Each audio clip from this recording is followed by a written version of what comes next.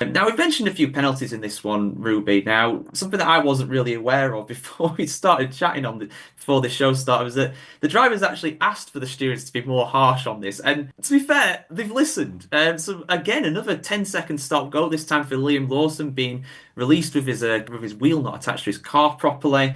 Plenty of 10-second penalties for collisions. Is this what the drivers? Do you think they might be actually kind of regretting this potentially, asking for the stewards to be so harsh? Because they seem to have no problems of dishing out penalties at the moment. Yeah, I mean, it's certainly been noticed that the stewards have been a lot more penalty happy recently. And as you said as well, it's something that the drivers have actually specifically asked for. They wanted there to be a harsher penalty for breaking the rules, particularly in like a poor sportsmanship like side of things. So, for track limits infringements repeatedly, something that the teams and drivers have always been calling for there to be more of a clamp down on, despite the fact that they keep abusing said track limits. But I guess that's what an F1 driver is always gonna do. The limits are there. Let's just push them a little bit. But yeah, track limits infringements, collisions.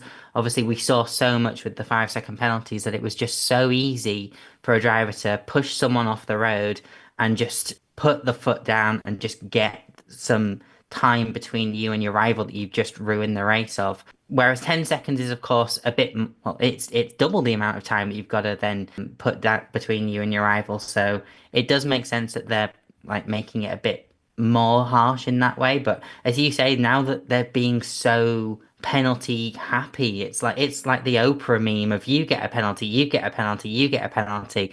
Max Verstappen got a 10-second penalty for the incident on Oscar Piastri at turn one.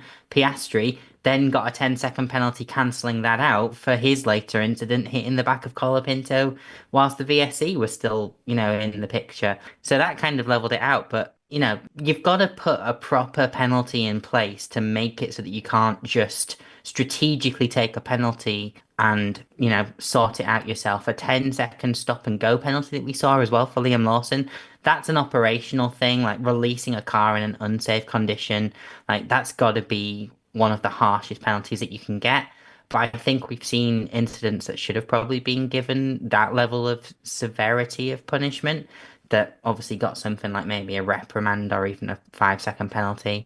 But I'm hoping that they're just going to be consistent about it now. I think that's what's missing because even as the broadcast was explaining that the drivers had asked for more severe penalties. At that exact moment, Guan Yu Zhou gets a 5 second penalty for a false start infringement. And like, if that doesn't sum up the stewarding of Formula One in 2024, I don't know what does. But yeah, I think they've asked for it. They're gonna get it, and I hope they just now be consistent with it. Yeah, I'm sure the drivers won't complain about it at any point at all as well. And that's definitely not going to happen. And as Aidan, our fantastic live producer, has pointed out as well, Valtteri Bottas, if he does come back to Formula One, has a five-place grid penalty for the next race. I think Robert Schwartzman has one as well, even though he may never make it to F1. I think he's got a grid penalty incoming for something he did in practice in Mexico. So yeah, if these guys do make it back to F1 at some point, they'll have to start further down the grid, which again, that's just F1 in a nutshell, really.